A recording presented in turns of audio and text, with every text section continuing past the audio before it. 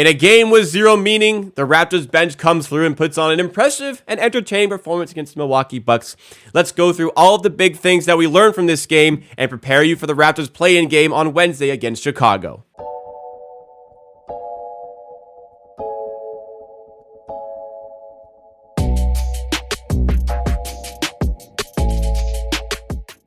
All right, welcome to the final regular season post-game show of the season. If you guys have been enjoying these post-game shows and all the content, hit that like button, subscribe to the channel, as we're going to have more content like this for the play-in, potentially the playoffs, and even more content coming on this channel as well for the offseason. We have a ton of great content prepared for you guys. But let's talk about the game that we had at hand. So the Raptors, as far as seeding goes, they could not move in the Eastern Conference. A loss means Chicago could not have caught them. A win means they could not catch Atlanta. So this game was pretty meaningless from a winning standpoint.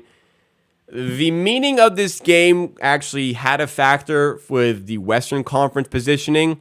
The Raptors, with a loss, would have confirmed they are under the Minnesota Timberwolves in potential lottery settings, and it possibly would have put them under the Oklahoma City Thunder in the lottery situations, but with the win, the Raptors get nothing out of it.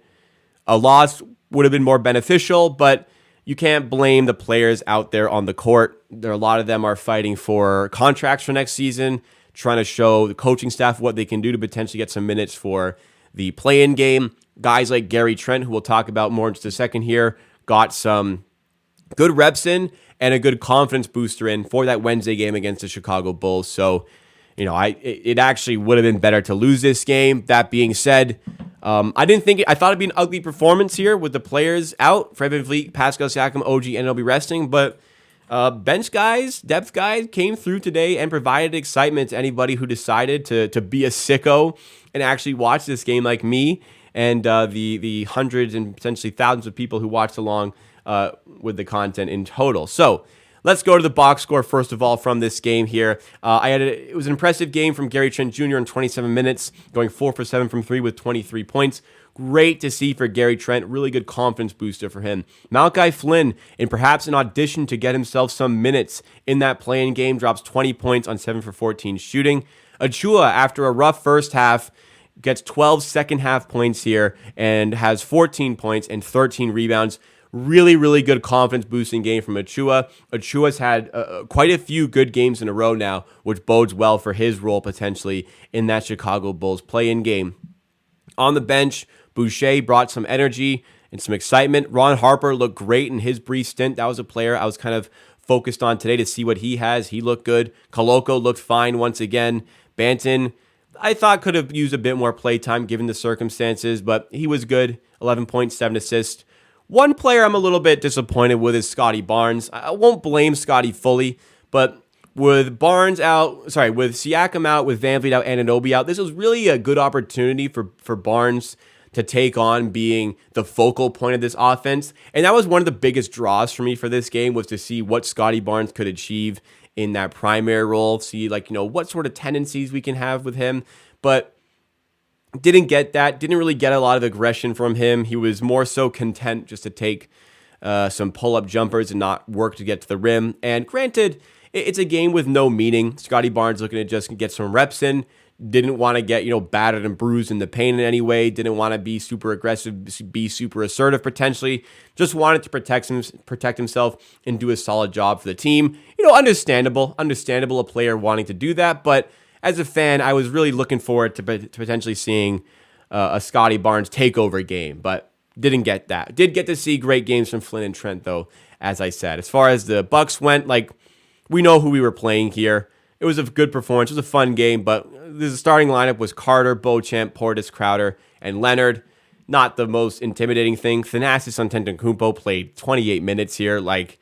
It really wasn't a good Bucks team, but you can only beat what's in front of you. And like I said, these are some big moments for some of the guys here, like Ron Harper Jr. getting the most minutes he's ever gotten in the NBA game. Joe Wieskamp finally getting some NBA minutes, and a little bit of an audition for him for the summer training camps and potentially making the roster. So as much as this game didn't have meaning for the season, may not have had meaning for you as a fan, there certainly was a lot of meaning for the guys who were out there on the court trying to impress and just trying to do their best in an NBA setting, fulfilling their dream. Team stats in general, the shooting stats fall off a bit for the Raptors as the game goes on, as worse and worse players get more minutes in the fourth quarter.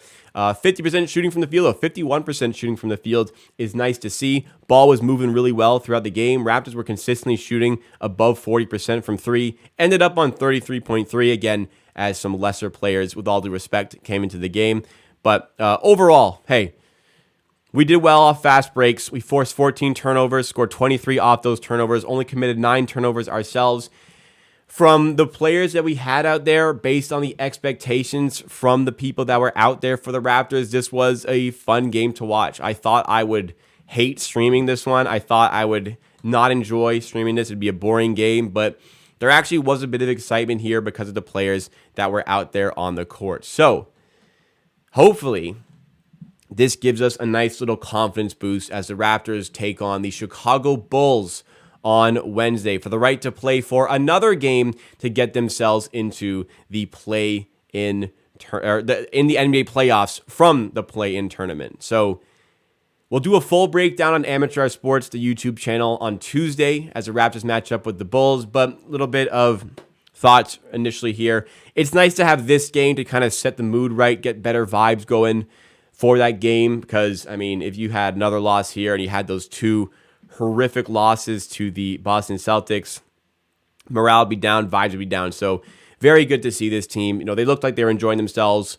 The Raptors stars on the bench in street clothes, you know, OG, Freddie, Siakam, they seemed like they were enjoying themselves watching this game.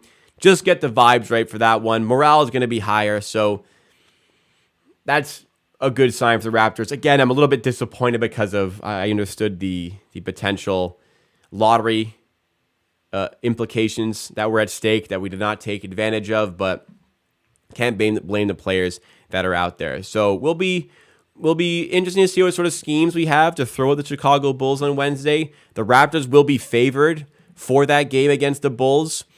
How favored we will be, I would guess, being the home team, we're going to be favored by about 3.5 points for that game. I just think the Raptors are a better team than the Bulls.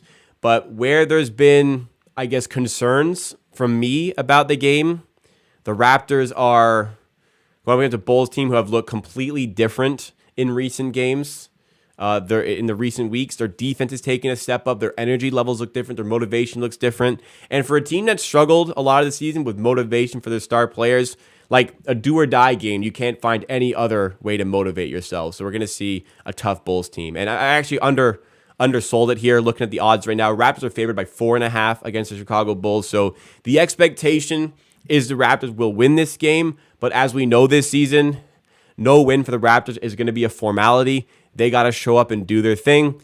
And a nice little confidence boost, morale boosting game here against the Milwaukee Bucks to round off our regular season. And somehow, from the pit we were in, we have ended the season as a 500 team. So as bad as that is for your lottery odds, if you lose in the play-in, 41-41 sounds a heck of a lot better than 40-42. So that will wrap it up for the regular season. Make sure you're subscribed for play-in and potentially playoff content, as well as off-season content. Off-season content is where Amateur Hour is at its best in terms of entertainment. So get along for the ride and join the Amateur Hour Army today. And before you go, make sure you hit a like on this one to show your support.